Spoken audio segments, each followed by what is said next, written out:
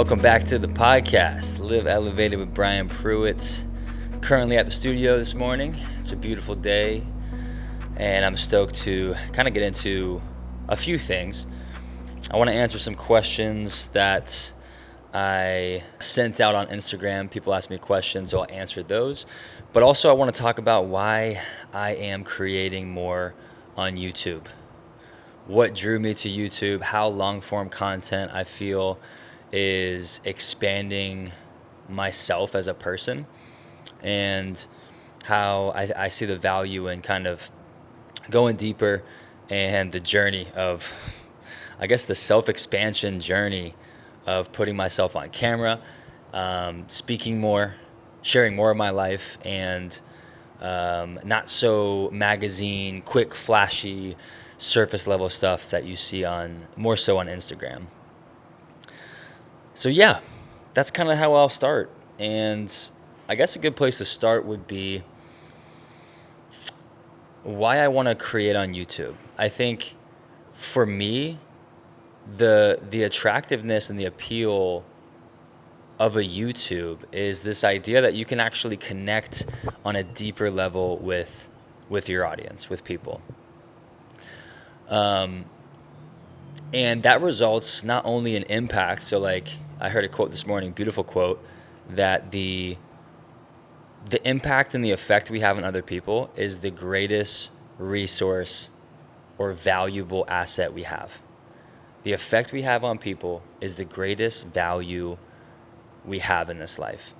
And so you can go deeper with the audience, go deeper with other people, share more of your life, be truer to yourself because you have more space.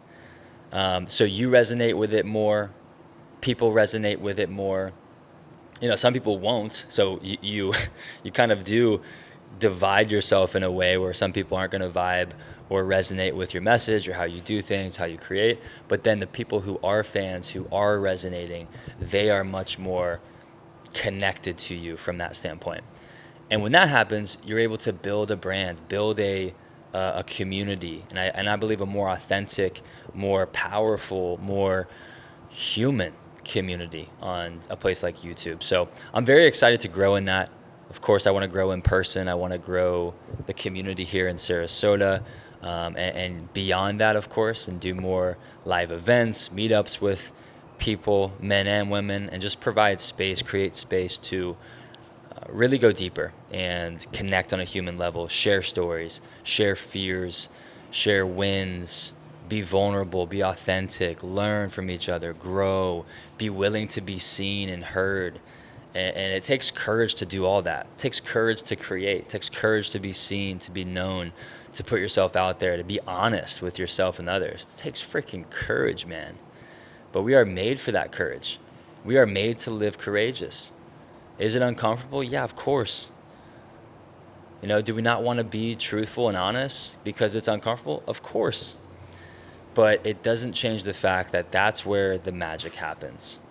When you're courageous enough to put yourself out there and to be true to you, be true to the person you were made to be, and live in that truth and speak from the place of love in your heart, it is uncomfortable. It can be scary, but it is what we are made to do. You know, we're made to be courageous. So anyway, that's a side note, tangent, of course. But the reason I want to create on YouTube is because of those two things. You resonate, you can create deeper communities, deeper connection. I believe the impact that God will make through me on YouTube, I believe will be much more fulfilling than, let's say, Instagram. And it's great. I mean, I've experienced insane growth on Instagram. You know, I remember having 70,000 or so followers for a decade, you know, for like 8 years. And then I really, after leaving Pfizer, after leaving corporate America, I remember just saying, all right, this is it. Like, let's go. You know, here we go. We're going to do it. I'm going to post 6 days a week. I'm going to try to be, you know, the guy, the fitness guy, good vibes, and just put it out there into the world. And it came back, you know. I was able to grow community, create Be Fit, coach men mostly, And then now I'm only coaching men, but now we're coaching with Live Elevated. We have coaches within our program, so we have men and women coaching people. So it's just a beautiful experience how putting myself out there created just a ripple effect, and it empowered me to make a living online, make a living with connecting with people and helping them develop a healthy, sustainable lifestyle, one where they're growing in discipline, when they're more energetic, they're more of a leader, they're leading by example, they're maybe going from dad bod to father figure, they're stepping into that leadership role. And that's not about a six pack, it's not about a certain body fat percentage, but it is about saying I'm not made to be average, and I refuse to be average. I refuse to settle for less. And stepping into, I'm made for more. I have God-given greatness within me. Much of my potential is still untapped. There is way more to me than I thought, than I can imagine, because something beyond my imagination made me, created me on purpose, for a purpose. And I have that greatness within me. I have that divine spark within me. So when you elevate your identity from that standpoint, and you understand who you are in light of God, or who you are from God's perspective, the love and the beauty and the potential, dude, bad habits, bad thoughts, bad self-perception, toxic self-image, it just dissipates. It just goes away, because you finally see yourself the way you were always intended to be seen and to be realized. And that's loved, it's fully known. And that fixes a lot of problems. It fixes a lot of issues if we just elevate our habits, if we just elevate our identities. That fixes a lot of things, a lot of bad habits, a lot of bad emotional pathways that are not healthy, toxic. I would say self-harming, vicious cycles of, whether it just be shame, fear, guilt. These things do not play out in our favor. And I don't remember the last time I made a good decision out of shame. I don't remember the last time I made a good decision out of fear or guilt. My best decisions, my best self is always found in love. It's always found rooted in love and rooted in truth and rooted in God, really. Love for myself, love for God, love for other people. That's when I'm at my best. That's when I'm living at my best, taking care of what needs to be done, and quite honestly, being present, being the most connected to the moment, connected to the present moment.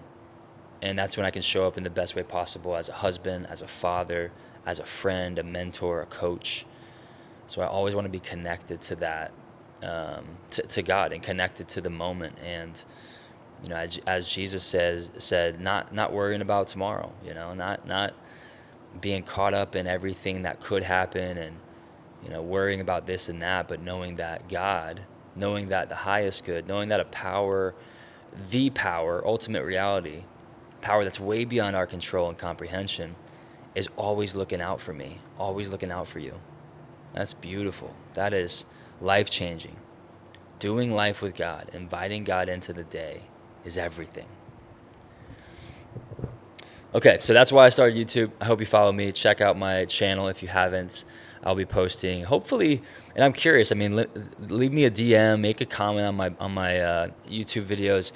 I'm really trying to provide value, but I also want to be true to who I am, and speak on more spiritual stuff. So the physical disciplines of training, of walking, of fueling, of resting, of moving, and the spiritual disciplines of study and prayer and meditation and stillness and fasting and community. Those are just one and the same for me. Like, I've always been fascinated with the physical and the spiritual disciplines, and how they are synergistically working together in tandem. How, if they weren't, I wouldn't have had some of my best, most spiritual moments of connectedness to God when I'm lifting weights, right? Or when I'm swimming in the ocean, or when I'm taking a walk outside. Like, the physical acts, the physical disciplines enhance the spiritual, and those spiritual disciplines obviously enhance the physical. So the goal is to continue, working on the basics, mastering the basics, and growing in the consistency and showing up with both physical and spiritual disciplines. All right, rapid fire, unscripted. Let's get into the questions I posed on Instagram. I said, ask me anything. I'm doing another YouTube Q&A, but make it interesting, okay? Make it interesting. All right. Someone asked me, are you happy? It's a great question. I think I am mostly happy, and I would say always joyful, if that makes sense. Like, I think happiness is fleeting. I think happiness is an emotion that can be very dependent on circumstances, but the joy I have is in my heart, is in my spirit. It's in my deepest part of who I am, because I know in Christ I lack nothing, because I know I am fully loved and fully known. I have a hope that is way better than I can ever imagine.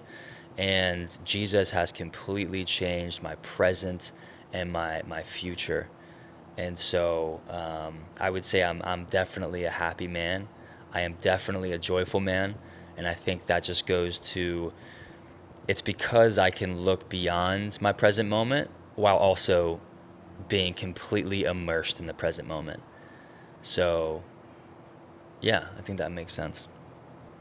What motivates your everyday apart from your amazing family? Great question. I would say the idea of the gift and the gifts plural that God's given me, and the fact that I believe, we have to maximize. We get to develop the gifts that we've been giving. And ultimately, I don't want to be on my deathbed. I don't want to be in the next life and look back and say, man, I just let that go to waste. Like, how much talent did you give me? How much opportunity did you give me, God? And I just let it go. I just didn't take advantage. I didn't maximize it. So I think the urgency embedded within that perspective is it does motivate.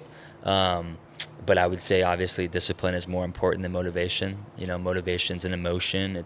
It can be fleeting like happiness, and it's only good while you have it. And when it's not there, you're kind of screwed if you haven't flexed and built that discipline muscle. And discipline is doing what needs to be done for the best of, or for the good of yourself, your future, others, whether you feel like it or not. It's doing the right thing whether you feel like it or not, and discipline pays off in the long run. Absolutely, every single time. Why do you believe in God? I think it takes a lot more faith to not believe in a higher power, quite honestly.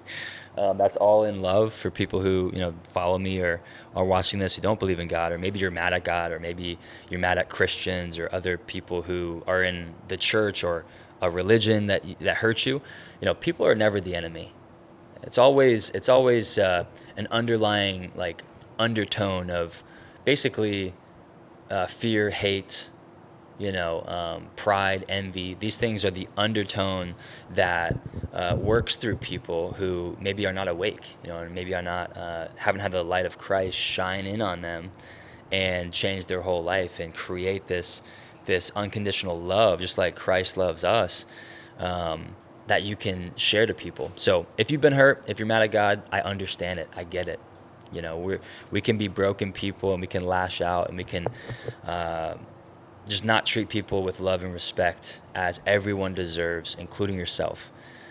But that doesn't mean that God isn't real. The hate or the fear or the pain that you have in your heart, it doesn't mean God's not real. I believe we're all on our own journey, and I believe if you ask, you will receive. If you seek, you will find. And if you knock, the door will be opened, like Jesus said. And so if you do search for truth, if you seek for the truth, I believe you will find it. And I just think the fine-tuning of the universe, the laws of the universe, the beauty of the universe all point to a designer. We would never point to a computer with all the depth and richness and complication and math and design, DNA. We would never point to that and just say, the wind, this storm just freaking threw it together and it all fell into place. No. We would say, okay, I see a computer. there's got to be a computer designer. And when I say God, I just mean the ultimate designer of all things, the OG, the first original mover, as the Greek Stoics would say. The original or the first mover, the unmoved mover is what they would say. Cool. I'm 5'11", I'm about 180. I'm 31 years young, full of strength and full of patience. I'm growing in grace. I'm growing in wisdom, all by the grace of God. And I'm excited to live this year to the fullest. 31 years old, man. Years young. Sorry, I'm excited. This guy asks, I think of getting to know people as a mutual translation. Hardest thing to translate about you. So basically, what do people misunderstand about you? What's maybe the hardest thing to translate from you? I think this is an interesting question because I want to speak about the difference between relationship and religion a lot more. I think people probably see me, other people of faith, or people who believe in God, or Christians, and they see us as very judgmental based on their own experience. They see us as very short-sighted, narrow-minded, hateful people, or just religious. I get it. It can be a very negative. It can just leave a bad taste in your mouth. So I think people do misunderstand me from that standpoint. But then again, I'm like, when I gave my life to Christ, I said, in some ways, if I give my life to Christ, I give up the right to take things personally. I give up the right to myself. I give up the right of ownership of myself, and therefore I can let go of people's perceptions, or more importantly, misconceptions, misperceptions of me. So I think the most misunderstood human to ever walk the earth is Jesus. So if I look to Jesus as the perfect example, ultimate example of God's love for me, of how I should move, how I should treat others, how I should approach life, then I shouldn't be surprised when I am misunderstood, because he's the most misunderstood in history, and be okay with that and understand that my worth and value doesn't come from other people and their perfect understanding of me, but because I am fully known and understood and fully seen and fully heard by my Creator God. I'm losing battery on my Portacapture recording device, but I'll keep going. So that is one misunderstanding, mistranslation. The other, I would say, is the magazine snapshot of Instagram, which is, again, another reason why I want to create on YouTube. I feel like people will understand me more, is the idea of just thinking I'm the good-looking fitness guy or baseball guy, athlete, jock, kind of douchebag. Like, they just think that's who I am. I even have friends kind of mess with me. I had a friend in town the other day, and he's like, if I didn't know Brian in person, like, well, and I just saw his Instagram, I wouldn't talk to him. Like, I wouldn't be friends with him. I wouldn't follow him. And so I think that's fair. I think, I'm not for everyone, just like you're not for everyone. And that's okay. It's okay not to be everybody's favorite person. Even though at the heart of a people pleaser, people lover like myself, I do want to be well liked. I do want to be understood. I want people to feel loved and people feel understood. But it's not my job. It's not our job to be everything to everyone. We were never made to carry that burden. Only God can do that. And so, releasing that is a big part of personal freedom. Releasing the need to always be understood. You can't have personal freedom and still try to control everything and every person. And you can't be enough when you're trying to be everything to everyone. You're going to constantly feel like you're never enough. And I don't believe we were made for that life. I believe our cup is always flowing. And I believe that in Christ I have everything I need. So I'm never in lack and I'm never not enough. But it just seems like that if I lose my focus and start focusing on situations and people and things that were never meant to define me, never meant to give me true identity. So yeah, I think that's a pretty good answer to that question. Anything else? Last one, maybe. I have a low battery. I want to do a live retreat. Stay tuned for that. Would love to do a healthy, physical, spiritual live retreat with some people, some awesome humans. So definitely putting that on the radar, speaking that into the world. I'm excited about that. What have you learned most about yourself thus far as a first-time father or parent? Great question. I think kids teach you so much about yourself. They reveal to you so much about yourself, especially the parts that you kind of sweep under the rug and maybe are, subconsciously, but you're not maybe courageous enough to bring it up to the light. For instance, having Drew, my puppy, he showed me how much patience I lacked and still do sometimes if I'm not careful. So, but I don't want to be a hurried person or, a person who's not patient. Like, I don't want to be that guy. So he forced me to confront that and understand, like, man, I got to ask God for more patience. I got to, relax, take a breather. So I think that's one thing is, the patience. I think as a dad, Gianna, my baby girl, really invited me to grow my faith. And by faith, I mean my trust and my surrender to God. Surrender and trust that, you are going to work all things together for my good. There's nothing that's outside of your control and knowledge.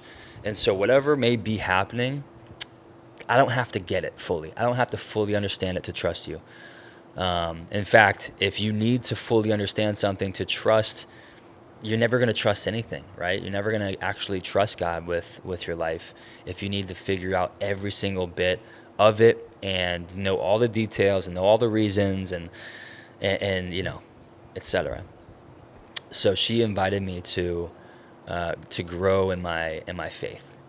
And I've talked on it before. You can go back to another podcast. I believe it was Live from Love, or maybe the first episode I did with Ryan Tuttle, Inquiry Within. I talked about how she transformed my faith, my journey with God, because I saw myself who at times I haven't forgiven myself fully. I've withheld love and respect and grace for myself, but I give it to other people. For so long I did that. And she, by looking at her and loving her and seeing her as the absolute perfect object of my love, she made me realize that's how God sees me.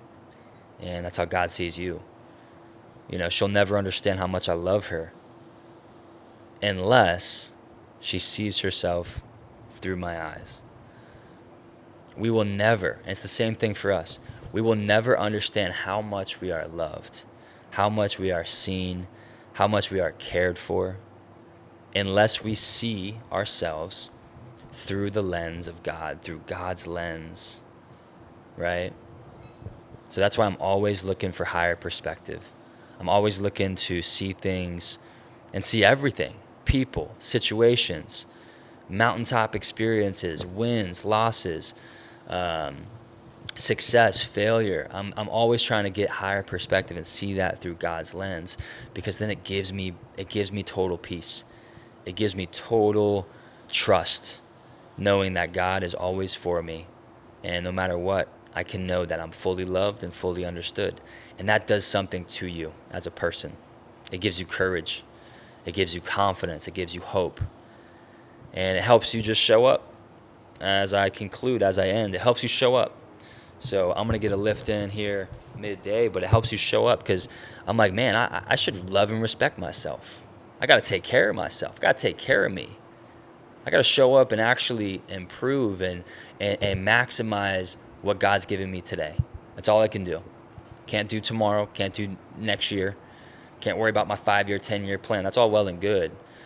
But all I can control is right here, right now, today. So taking the smallest action possible and building on that is the key. Take that first step, put the shoes on, send the message, take the risk, make the call, and trust God that He opens doors that you can't. And He'll close doors. If you're not supposed to walk through something, He closes it. He closes it. So don't fear, which door, if you walk in, you're walking in the wrong one. Nah. If it's not for you, God closes a door. And that's facts. But anyway, that was my podcast. I appreciate you listening, appreciate your time. Hope it was impactful. Please, if you haven't, go subscribe to my YouTube channel and support my mission there. Subscribe or follow the podcast, and then DM me or send this to a friend. That stuff helps so much growing the channel, growing the mission. My goal is to help inspire you to become the person you were always made to be, to stay fit for life, physically, mentally, spiritually, to live elevated, live intentionally, and refuse to be average.